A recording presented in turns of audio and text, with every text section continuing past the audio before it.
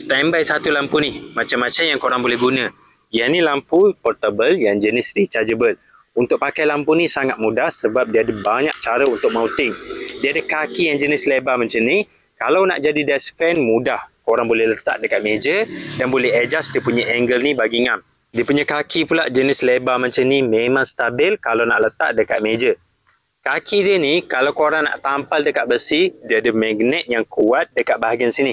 Untuk korang gantung dekat tempat besi memang ngam, dia boleh lekat dengan cantik. Jadi kalau korang nak guna untuk buat kerja, korang boleh gantung lampu ni dekat besi atas dan suluh bahagian bawah jadikan lampu utama. Memang ngam. Lampu pula terang.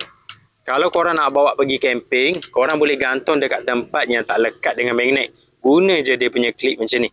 Dia ada lock macam ni. Boleh gantung dekat kemah. Boleh jadi lampu utama juga. Korang boleh adjust dia punya angle macam ni juga. Dan kalau korang ada tripod, korang boleh gantung juga lampu ni dekat tripod. Cucuk je dekat trip bahagian sini. Korang boleh adjust angle dia dan guna untuk buat kerja. Lampu jenis ni dia ada banyak mood cahaya. Kalau korang tekan sekali dia akan nyala malap macam ni. Tekan lagi sekali dia akan lebih terang. Lagi sekali dia akan lagi terang. Lagi sekali dia akan lebih terang. Dan dia punya cahaya ni korang boleh adjust dari warna orange macam ni kepada warna putih dan warna kuning. Dia ada 3 mood cahaya. Sebab dia punya LED ni jenis campuran macam ni. Jadi dia boleh jadi warna putih, warna kuning dan warna orange dengan mudah. Banyak mood cahaya yang korang boleh setting. Dan kalau waktu emergency, korang boleh pakai dia punya lampu strobe light ni. Dia boleh nyala kelip-kelip macam ni. Kalau guna bila waktu kecemasan memang ngam.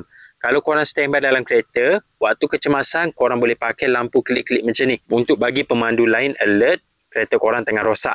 Dan kalau kereta korang rosak, korang boleh pakai lampu ni untuk jadi lampu utama.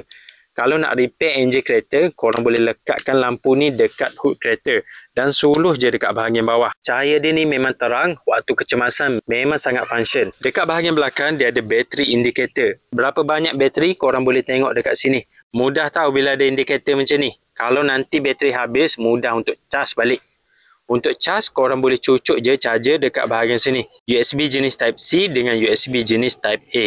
Jadi kalau korang nak cari lampu yang jenis rechargeable, yang mudah untuk bawa mana-mana, banyak mood cahaya, bila bateri habis boleh cas, mudah untuk gantung sebab dia ada banyak cara, korang boleh cek lampu yang model ni. Sebenarnya saya dah ada sebiji yang model lama.